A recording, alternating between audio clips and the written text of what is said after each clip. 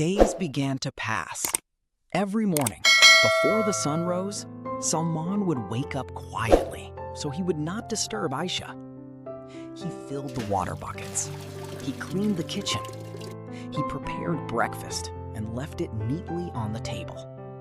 Then he went to work. By evening, he returned exhausted. His clothes were covered in dust. His body ached from labor. But no matter how tired he was, he still greeted Ayesha with kindness. He never demanded attention. He never complained. He never raised his voice. But Ayesha could not see Salman's love. All she could see was what he lacked. One afternoon, she sat with her friends at a cafe. They wore expensive clothes, spoke proudly about their lives, and asked about her marriage. Ayesha forced a smile, but pain hid behind her eyes. "I studied so hard," she said quietly. "And now, I'm the wife of a laborer." Her friends exchanged looks. One of them leaned closer and whispered, "You deserve better. Divorce him." Painful words at him. "You are not worthy of me," she said. Each sentence could have started a fight, but Salman answered with silence. Then one evening, anger finally exploded. "I want a divorce!" Ayesha shouted. The room, "If that is what will make you happy, I won't stop you." Ayesha was stunned. She expected rage. She expected argument. That night, sleep would not come. Ayesha lay awake, staring into the darkness. Why had he not shouted back? Why had he not defended himself?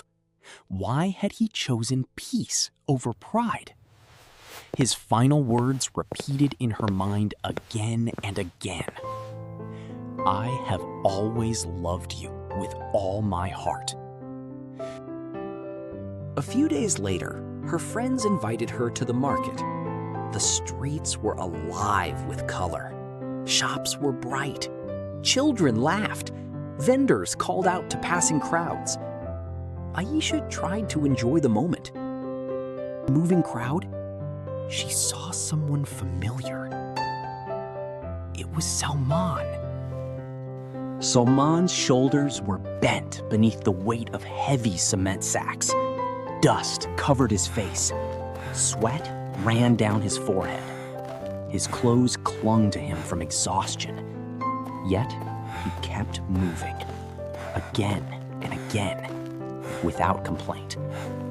Ayesha could not move. For the first time, she truly understood. This man was not weak.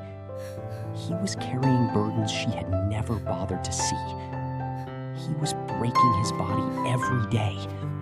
Ayesha felt something heavy inside her chest. All this time, she had judged Salman by his clothes, his job, and his education. But now, she was seeing something far greater than all of that. She was seeing sacrifice. She was seeing patience. She was seeing love in its purest form.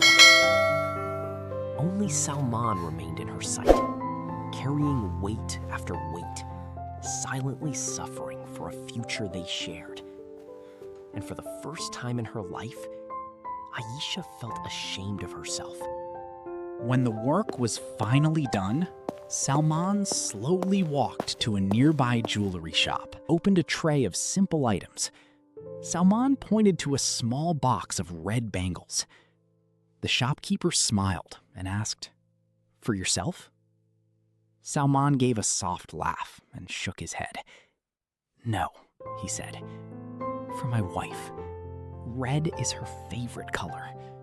Tears rolled down Ayesha's face as she hurried home. She began to clean. She arranged the room. She prepared dinner.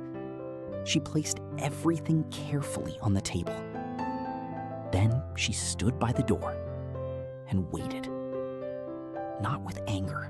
The door slowly opened, but with Salman stepped inside. tired from work, the little box of bangles still in his hand. Ayesha stood before him with tears in her eyes. Then, suddenly, she fell to her knees. "Please forgive me," she cried. "I only saw your poverty. I never saw your heart." Salman's eyes filled with tears. He quickly bent down and helped her stand. "If you understand your mistake," he said gently. Life slowly changed after that night. Now Ayesha woke early to prepare Salman's meals. She ironed his clothes and walked him to the door with a smile. When he returned in the evening, he no longer came home to silence. He came home to warmth. As you can see right Ayesha here, began teaching education children in the is neighborhood. power. It is the Salman key to your continued future working and with the future pride. of our community. Together, they built a small home. It was not filled with riches. It was not filled with luxury. But it was filled with peace, respect, and love. One day, Ayesha looked at Salman and said, "If I had married a rich man, maybe I would have found money. But with you, I found something priceless." Salman smiled and replied, "And I found my whole world." Because true wealth is not measured by degrees, clothes, or money. True wealth lives in the heart.